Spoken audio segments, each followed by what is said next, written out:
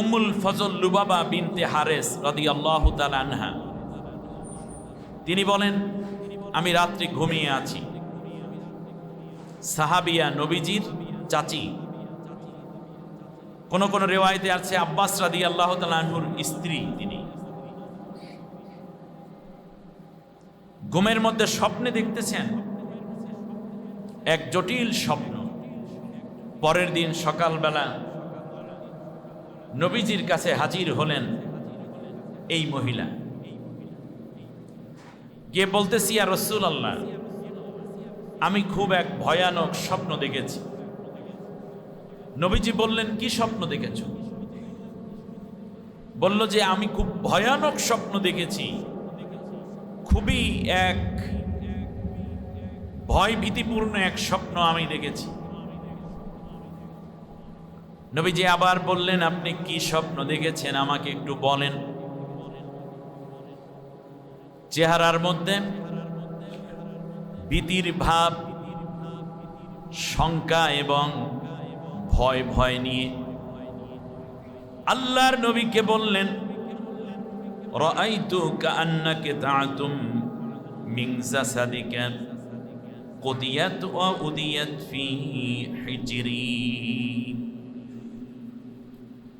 আমি স্বপ্নে দেখি যে রাসূল, আপনার শরীরের এক টুকরা গোশত কাটা হয়েছে, সেই কর্তনকৃত গোশতটা আমার কোলের মধ্যে দেয়া হয়েছে। নবীর শরীরের গোশত কাটা, সেইটা কার কোলের মধ্যে ফেলা হয়েছে? এই উম্মে লুবাবা, ফজল লুবাবার কোলের মধ্যে। قال رسول الله صلى الله عليه وسلم رأيت خيرا। আল্লাহ নবী বললেন, তুমি একটা ভালো স্বপ্ন দেখেছো। চাচি স্বপ্নের মধ্যে স্বপ্ন দেখার পর অস্থির ভীত সন্ত্রস্ত। নবী বললেন কি, তুমি একটা ভালো স্বপ্ন দেখেছো।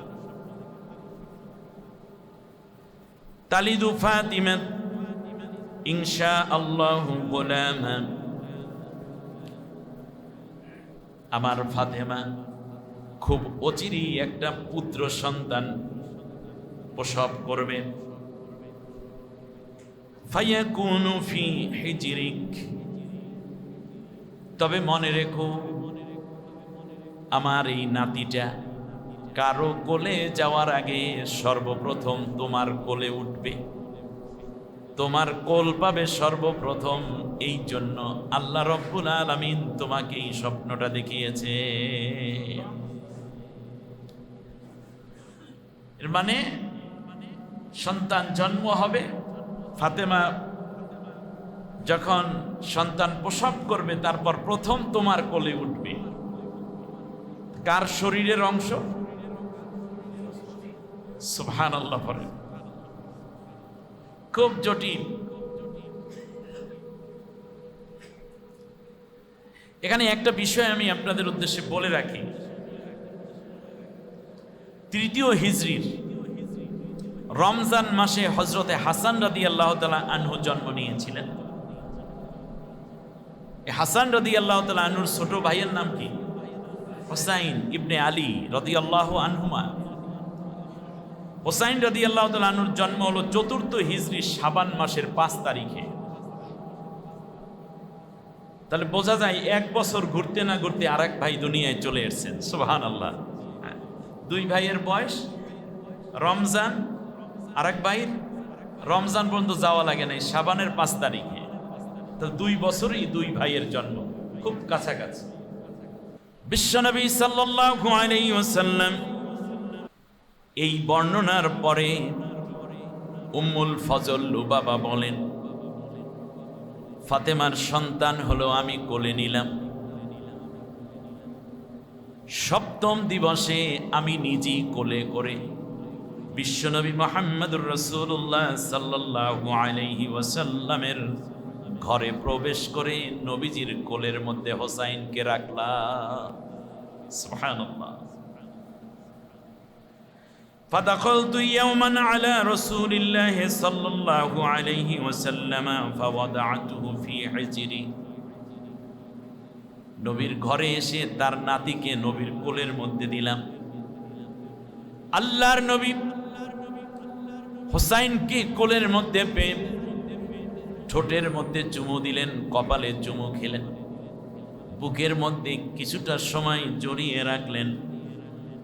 এরপর বিশ্বনবী সাল্লাল্লাহু আলাইহি ওয়াসাল্লাম অঝর নয়নে কান্না জুড়ে দিলেন, কাঁদতেছেন।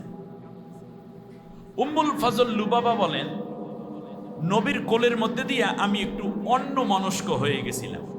নবীর কোলে আছে, আমি একটু অন্যদিকে তাকাচ্ছিলাম। এই ফাঁকে কিছুক্ষণ পর নবীর চেহারার দিকে তাকিয়ে দেখছি নবী কাঁদেন। আমি বললাম, মা লাকা ইয়া রাসূলুল্লাহ, নবী আপনার কি হয়েছে? আমার মা বাবা আপনার পায়ে উৎসর্গ হোক, আপনি কাঁদছেন কেন? আমার কোনো আচরণে কি আপনি কষ্ট পেয়েছেন? আল্লাহর নবী বললেন, আতানি জিবরাইল আলাইহিস সালাম ও উম্মুল ফজল লুবাবা, আমার কোলের মধ্যে যখন হুসাইনকে দিয়েছ, কিছুক্ষণের মধ্যে জিবরিল আলাইহিস সালাম আমার সামনে হাজির হয়ে গেছে। ফাআখবারনি আন্না উম্মতি সাতাকতুলু ইবনি হাদা, জিবরিল আমাকে জানিয়ে গেছে আমার উম্মতেরই একটি দল আমার এই কলিজার টুকরা নাতিকে হত্যা করবে। এই আফসোস এবং এই কষ্টে আমি কাঁদতেছি। ফাকুলতু হাযা, উম্মুল ফজল লুবাবা বলতেছেন, এটাও কি সম্ভব? নবীর নাতিকে হত্যা করবে আপনারই উম্মতের একটি অংশ, এটা কি সম্ভব? আল্লাহর নবী বললেন, ক্বালা বালা, ক্বালা নাআম, হ্যাঁ এটাই হবে।